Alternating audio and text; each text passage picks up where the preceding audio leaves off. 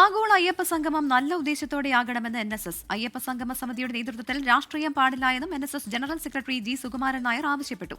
അയ്യപ്പ സംഗമത്തിൽ ആശങ്ക പ്രകടിപ്പിച്ച യോഗക്ഷേമ സഭയും രംഗത്തുവന്നു.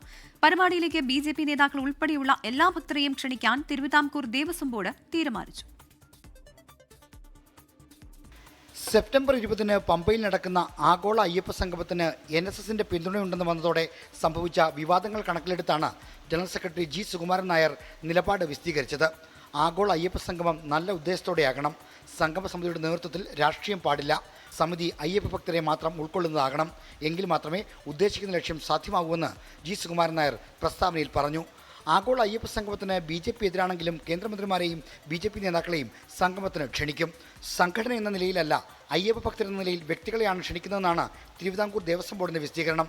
ബ്രാഹ്മണരുടെ സംഘടനയായ യോഗക്ഷേമ സഭയും അയ്യപ്പ സംഗമത്തെ വിമർശിച്ച് രംഗത്ത് വന്നു.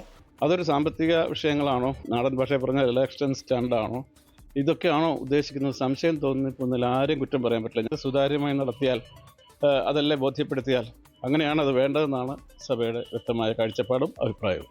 സർക്കാരിന്റെ നീക്കത്തിൽ സംശയം പ്രകടിപ്പിച്ച് അയ്യപ്പ സംഗമത്തിനില്ലെന്ന് പ്രഖ്യാപിച്ചിട്ടുണ്ടെങ്കിലും പ്രതിപക്ഷ നേതാവ് VD സതീശനെ വീണ്ടും ക്ഷണിക്കും. മുഖ്യ രക്ഷാധികാരിയായി നിശ്ചയിച്ചിട്ടുള്ള പ്രതിപക്ഷ നേതാവിനെ ദേവസ്വം ബോർഡ് പ്രസിഡന്റും അംഗങ്ങളും ചേർന്ന് സെപ്റ്റംബർ 2-ന് നേരിട്ട് ക്ഷണിക്കാനാണ് തീരുമാനം. വിശ്വാസ സംഗമം എന്നതിനപ്പുറം രാഷ്ട്രീയമോ സാമ്പത്തികമായ താല്പര്യങ്ങളൊന്നും പരിപാടിക്ക് പിന്നിലില്ലെന്നാണ് ദേവസ്വം ബോർഡിന്റെ വിശദീകരണം.